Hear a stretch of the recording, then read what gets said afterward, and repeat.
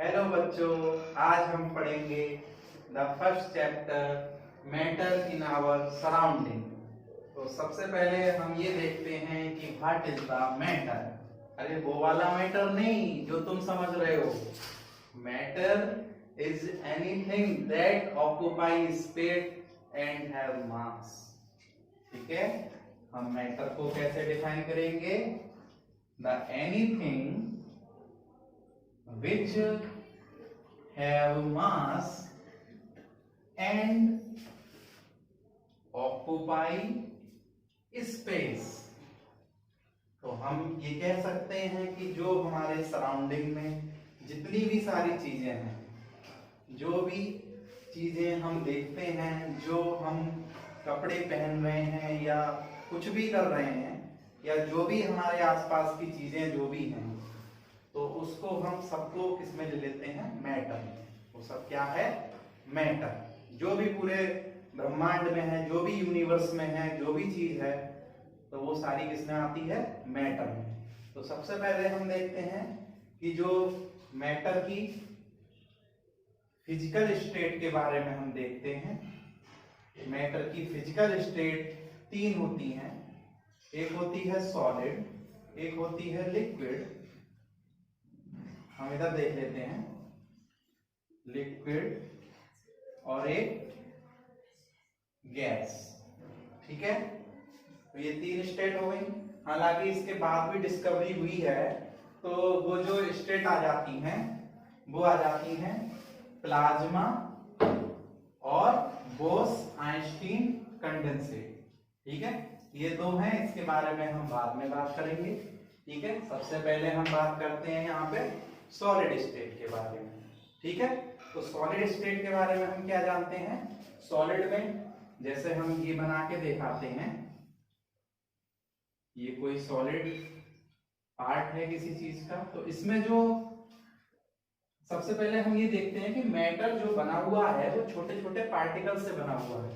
ठीक है, तो ऐसे ही जो सॉलिड वाला है, तो सॉलिड में जो पार्टिकल होते हैं वो आपस में बहुत ज्यादा क्लोज होते हैं। कैसे होते हैं? क्लोज।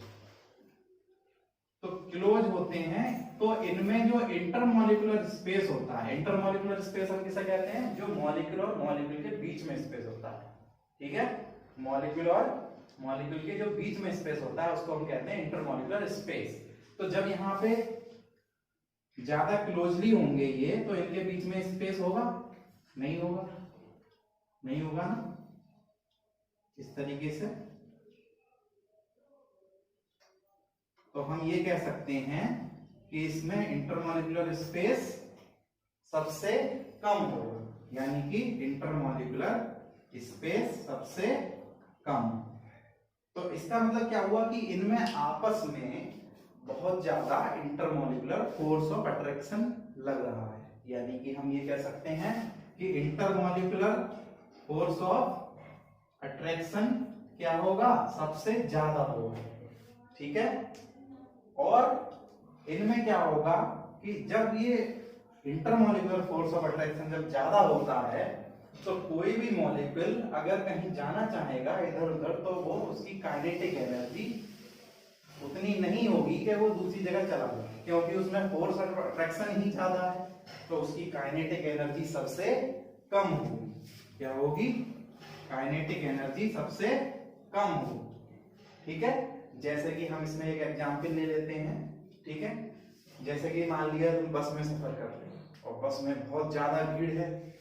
ठीक है, बहुत ज्यादा, इतनी ज्यादा भीड़ है कि तुम्हें मान लो पीछे से, बस के पीछे साइड से अगर आगे जाना है, तो जब बहुत ज्यादा भीड़ है तो तुम धीरे धीरे ही तो जा पाओगे। इस तरीके से कहोगे अरे हटना भाई, इतना इस तरीके से कहोगे? नहीं कहोगे, तो एकदम नहीं जा पाओगे स्पीड से।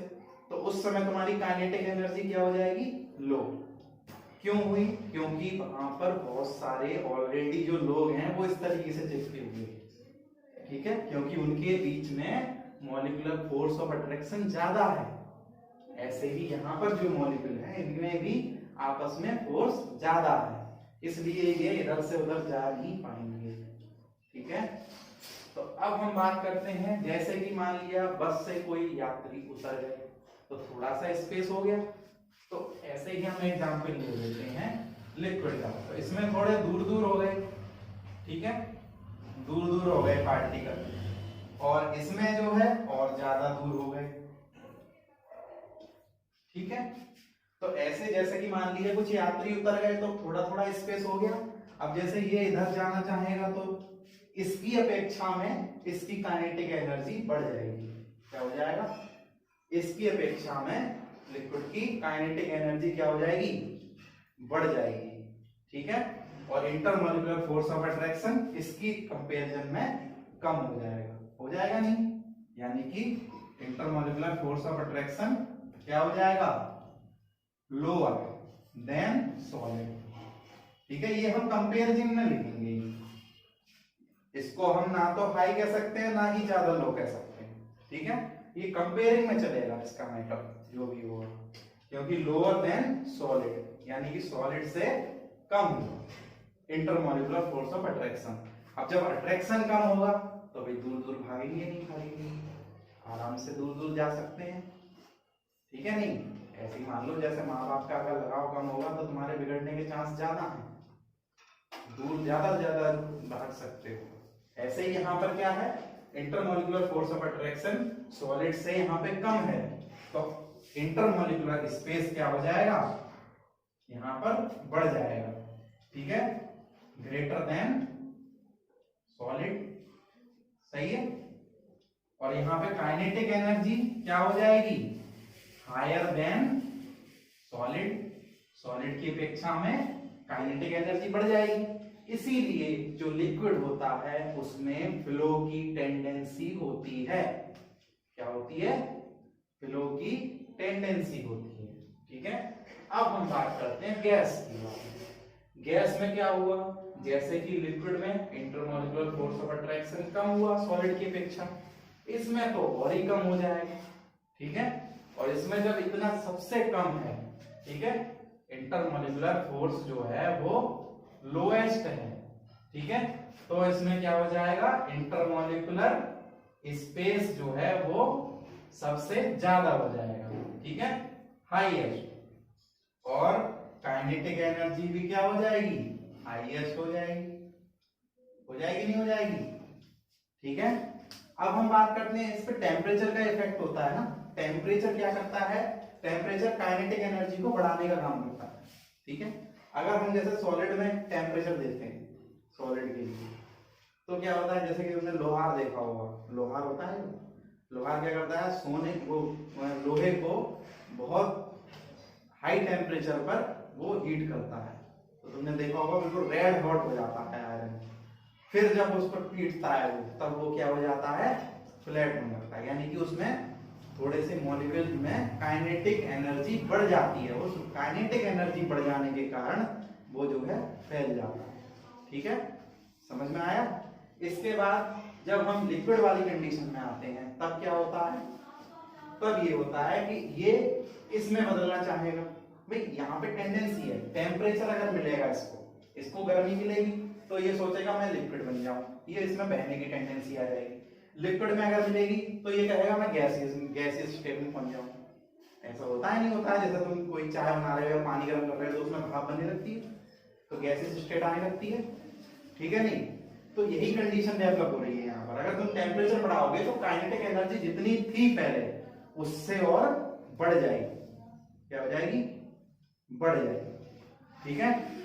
तो ऐसे ही अब ऑलरेडी गैस में तो ऑलरेडी काइनेटिक एनर्जी ज्यादा है, तो इसमें अगर तुमने टेम्परेचर दिया, अब इसमें काइनेटिक एनर्जी ज्यादा है, इसी वजह से हम इसको क्लोज्ड कंटेनर में रख रहे हैं।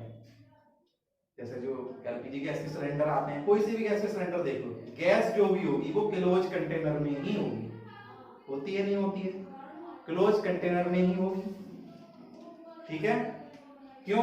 क्योंकि उसमें जो मॉलिक्यूल्स हैं उनकी काइनेटिक एनर्जी बहुत ज्यादा है, ठीक है, काइनेटिक एनर्जी बहुत ज्यादा है। इसलिए अगर हम इसको और टेम्परेचर देंगे तो इनके तो भाई मौज आ जाएगी कि हमें तो और भागने का मौका मिल गया, ठीक है।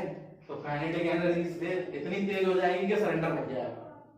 तुम आग में डाल दो इसको, सिलेंडर को, देखो फिर फटेगा नहीं फटेगा। क्यों फटा? क्योंकि गैस के पार्टिकल की काइनेटिक एनर्जी ऑलरेडी ज्यादा थी, तुमने टेम्परेचर दिया तो काइनेटिक एनर्जी और बढ़ गई। ठीक है, इज दैट क्लियर और नॉट? ठीक है, तो यहां पर ये कंडीशन